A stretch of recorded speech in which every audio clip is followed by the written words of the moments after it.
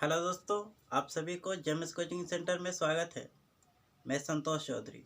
आज हम लोग पढ़ेंगे बिहार बोर्ड 10वीं क्लास का और 2011 में जो प्रश्न पूछा था उसको आज हम लोग सॉल्व करेंगे, क्योंकि परीक्षा की दृष्टि से काफ़ी महत्वपूर्ण है।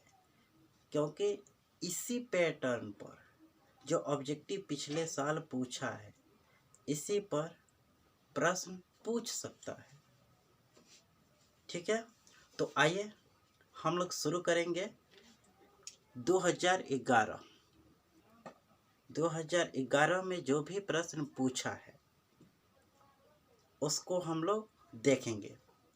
यदि इस चैनल पर आप नए हैं तो इस चैनल को सब्सक्राइब करें, बेल आइकन दबाएं, लाइक कमेंट और शेयर करते रहेंगे। तो आइए इस चैप्टर को शुरू करते हैं। 2011 में जो प्रश्न पूछा है, और पहला प्रश्न आपके सामने है। प्रश्न कहता है निम्न में से कौन परिमेय संख्या है।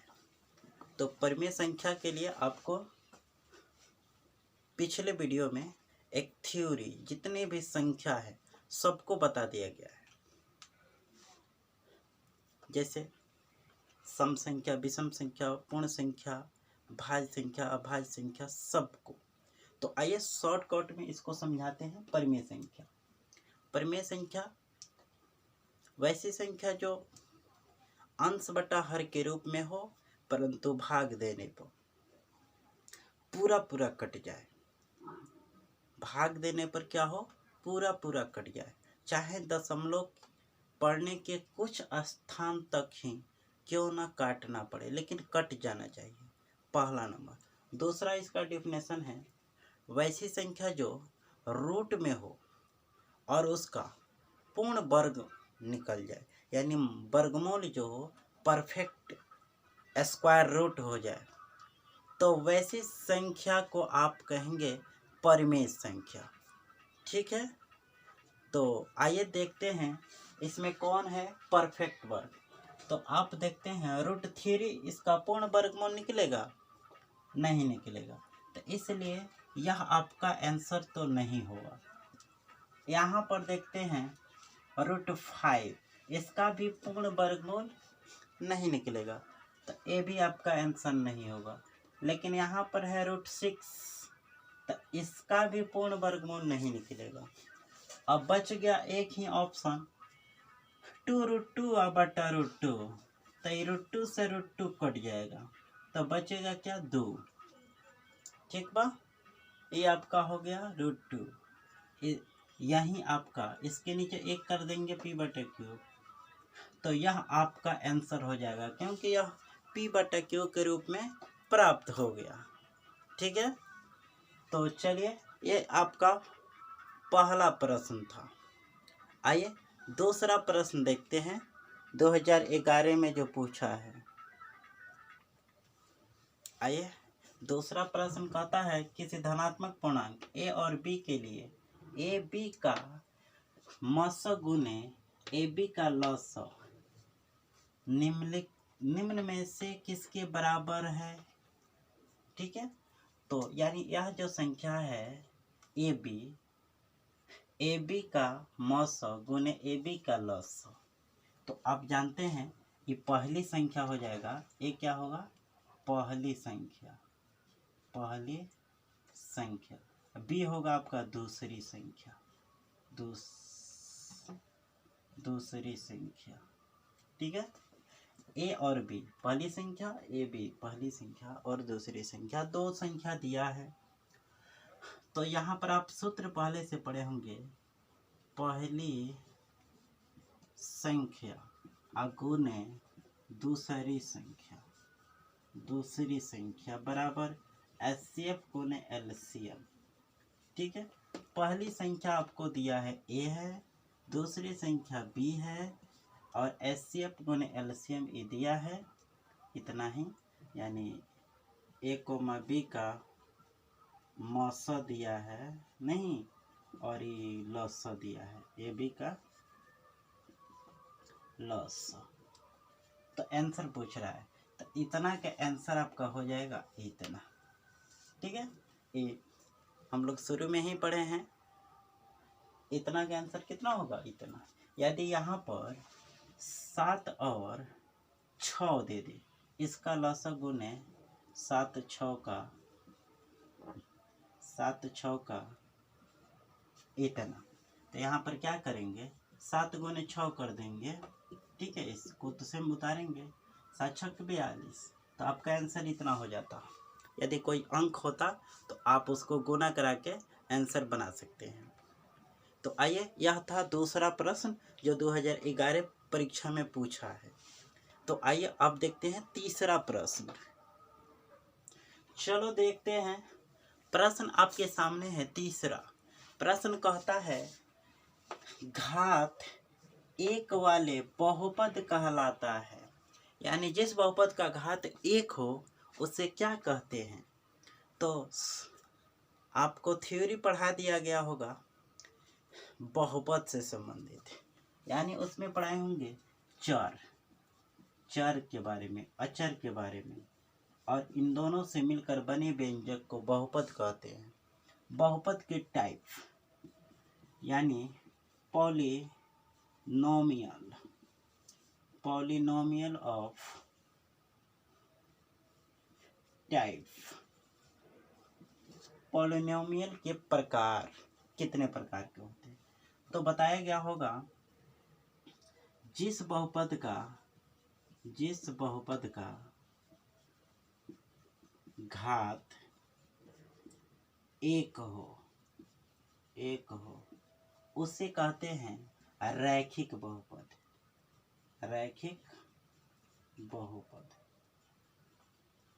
ठीक है, जिस बहुपद का घात क्या हो 1 हो उसे कहते हैं रैखिक बहुपद, और जिस बहुपद का घात 0 हो, क्या हो 0 हो, उसे कहते हैं शून्य बहुपद। ठीक है, जिस बहुपद का घात 1 हो उसे रैखिक बहुपद, जिस बहुपद का घात 0 हो उसे शून्य बहुपद, जिस बहुपद का घात 2 हो उसे कहते हैं द्विघात बहुपद, द्विघात, और जिसका 3 हो उसे कहेंगे त्रिघात बहुपद। ठीक है, तो आप समझ गए होंगे। इस पर आधारित प्रश्न इस साल तो निश्चित पूछेगा, ये निश्चित पूछेगा इस साल, इसमें से कोई पूछ सकता है। अभी तो ये पूछा है 2011 में, जो घात 1 वाले बहुपद कहलाता है, यानी जिस बहुपद का घात 1 हो उसे क्या कहते हैं, तो रैखिक बहुपद। तो आपका आंसर तो यहाँ पर हो जाएगा डी, सी नंबर। ठीक है, सी नंबर आपका आंसर हो जाएगा।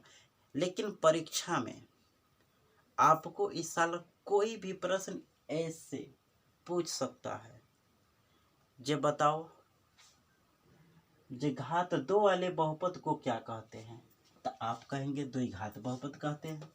यदि पूछते घात 3 वाले बहुपद को क्या कहते हैं, तो त्रिघात बहुपद कहते हैं। ठीक है, यही प्रश्न कह दे घात 4 वाले बहुपद को क्या कहते हैं, और ऑप्शन आपके सामने हो द्विघात, त्रिघात, रैखिक, इनमें से कोई नहीं, तो आप मारेंगे इनमें से कोई नहीं, क्योंकि 3 होगा तो त्रिघात, 4 होगा तो चतुर्घात, क्या 5 होगा तो वैसे ही पंचघात, 6 होगा तो ऐसे, मैंने जितना पावर उतना। अब इस पर एक और प्रश्न पूछता है, जो बताओ द्विघात बहुपद के शून्यकों की संख्या कितनी होती है। ध्यान से प्रश्न पूछता है इसी पर आधारित, जे बताओ द्विघात बहुपद के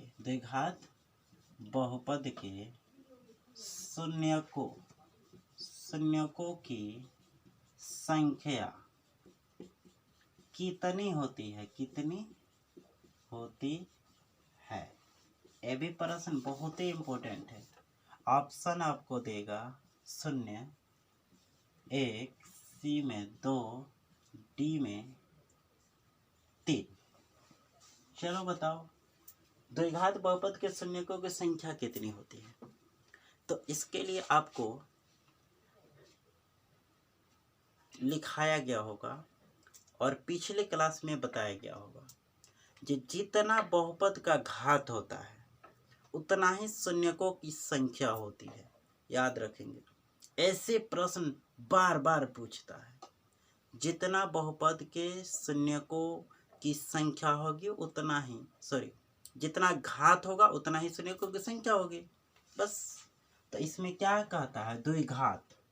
इसका घात कितना है, 2, तो इसलिए शून्यकों की संख्या कितनी, 2। तो कहेगा बताओ रैखिक बहुपद के शून्यकों की संख्या, तो घात कितना है, 1। तो रैखिक बहुपद के शून्यकों की संख्या कितना होगा, 1। शून्य बहुपद के शून्यकों की संख्या कितनी होगी, 0। द्विघात तो हो गया, त्रिघात। त्रिघात बहुपद के शून्यकों की संख्या कितनी होगी, तो 3 होगी। समझ गए। तो ऐसे प्रश्न पूछ सकता है। तो आइए 2011 के अगला प्रश्न को देखते हैं। आइए चलिए, प्रश्न संख्या आपका 4था।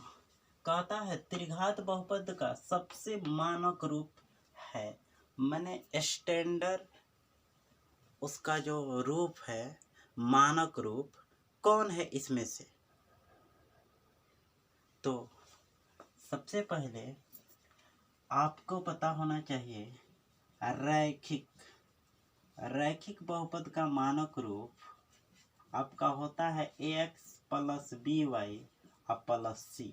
स्टैंडर्ड फॉर्म इसका यही होता है, स्टैंडर्ड फॉर्म यह होता है रैखिक के। उसके बाद होता है द्विघात। द्विघात बहुपद का मानक होता है x square plus bx plus c। और त्रिघात का होता है ax cube plus bx square plus cx plus d। यह होता है आपका त्रिघात का। तो आपको पता होना चाहिए कौन आपका त्रिघात है, कौन द्विघात है। अब जो प्रश्न में दिया है आप देखकर बता सकते हैं कि आपका आंसर कहाँ है, मानक रूप। इसमें भी 3 गो पावर है, लेकिन अधिक पावर देखा जाता है, क्योंकि कोई भी बहुपद में जो सबसे अधिक पावर होता है वही वह बहुपद कहलाता है, अधिक पावर।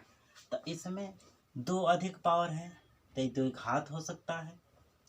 इसमें 4 अधिक है तो ये तो त्रिघात होगा नहीं। ये क्या है, दोनों में 2-2 पावर है तो इसलिए ये द्विघात होगा। तो इसीलिए आपका आंसर होगा सी, क्योंकि मानक रूप आपका स्टैंडर्ड फॉर्म इतना होता है और उतना दिया है। ठीक है, तो आइए प्रश्न संख्या अगला देखते हैं।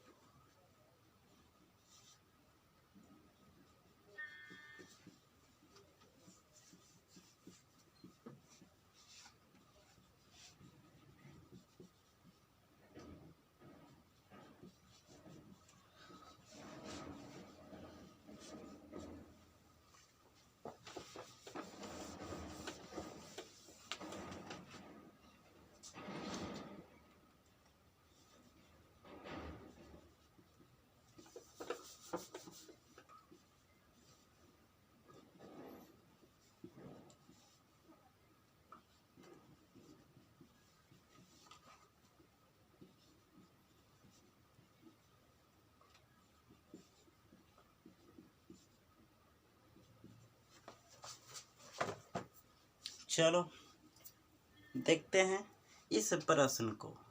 प्रश्न कहता है यदि साइन ए बराबर 3/4 तो कॉस ए का मान होगा।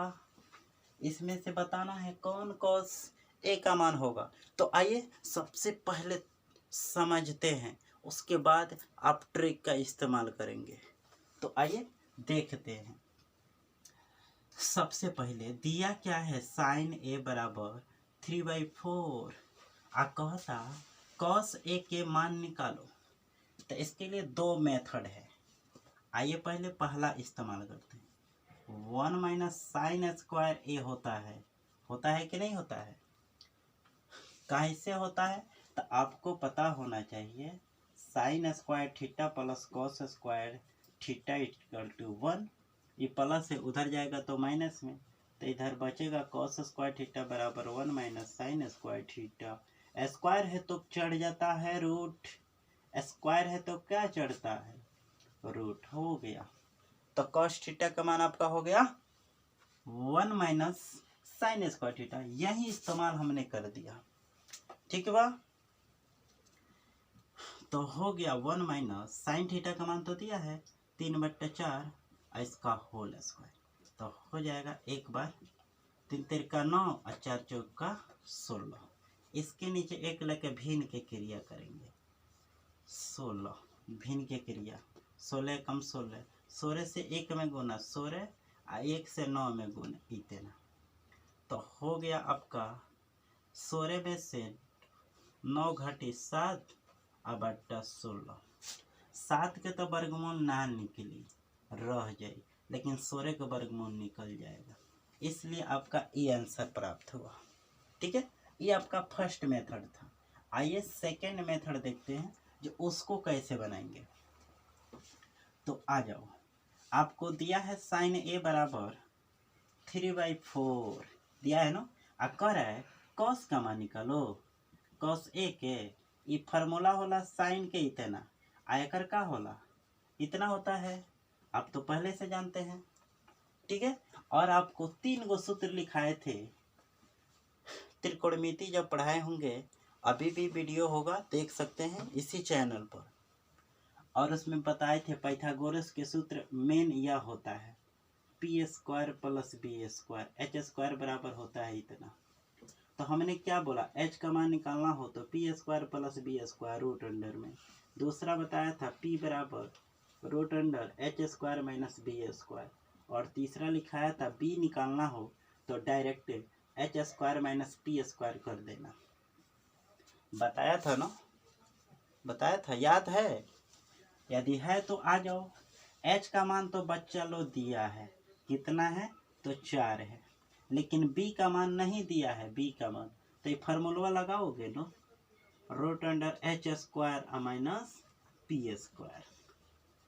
एच का मान कितना है 4 के स्क्वायर माइनस 3 के स्क्वायर बट्टा 4, 4 चौका 16 और 3 तिरका 9 बट्टा 4, घटा दो तो हो जाएगा √7 और बट्टा 4। यही ना आपका आंसर हुआ। देख लो, दोनों विधि से किसी भी विधि के इस्तेमाल करो, बस आंसर तो उतना ही आएगा। तो इसलिए मेरा आंसर हो जाएगा डी नंबर। ठीक है, 5वां का होगा आंसर डी। तो आइए देखते हैं अगला प्रश्न। यह जो अभी हम लोग रिवीजन कर रहे हैं 2019-11 का प्रश्न जो है, वो इसी आधार पर हो सकता है जो 2021 में पूछे। ठीक है, तो इसलिए इस वीडियो को पूरा देखिएगा, काफ़ी महत्वपूर्ण होने वाला है। तो चलिए आइए देखते हैं अगला प्रश्न।